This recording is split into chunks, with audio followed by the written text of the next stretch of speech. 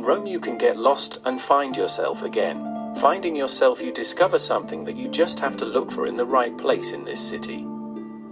People devoted to the idea of Bulgaria leave their souls, and in different historical periods people propagated Bulgarianness.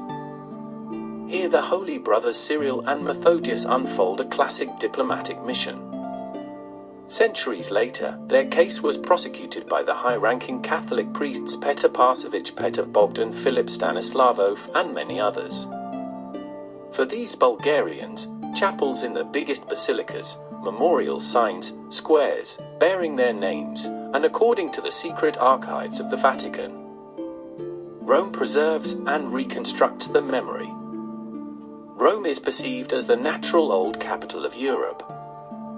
In the winter of 867, Constantine Cyril the philosopher and his brother Methodius come to Rome, with them the translations of liturgical books from Greek to Old Bulgarian, managed to convince Pope Hadrian II to consecrate them. This happens here in the Basilica of Santa Maria Maggiore in the year 868. At that time it was there that the head of the Western Church resided.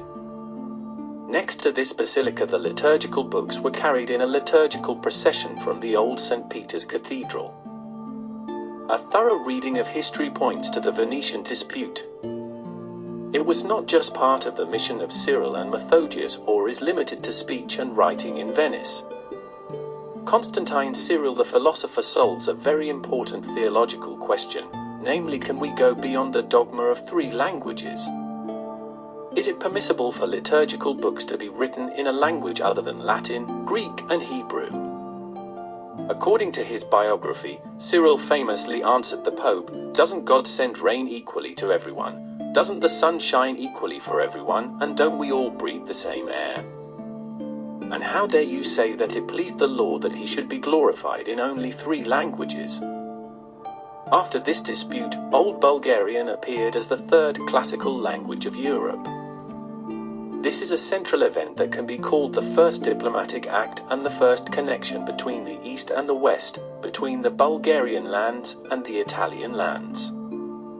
Cyril and Methodius went to Rome with the holy books translated into Old Bulgarian. They are aware that somehow they must win the favor of Pope Hadrian II. Before going to the Eternal City, they managed to take from Cherson the relics of St. Clement. By taking them to Rome, it was seen as a brilliant diplomatic move. The papal doors opened before them. They solemnly entered Rome carrying the remains of Pope Clement of Rome, the holiest pope in the Catholic Church.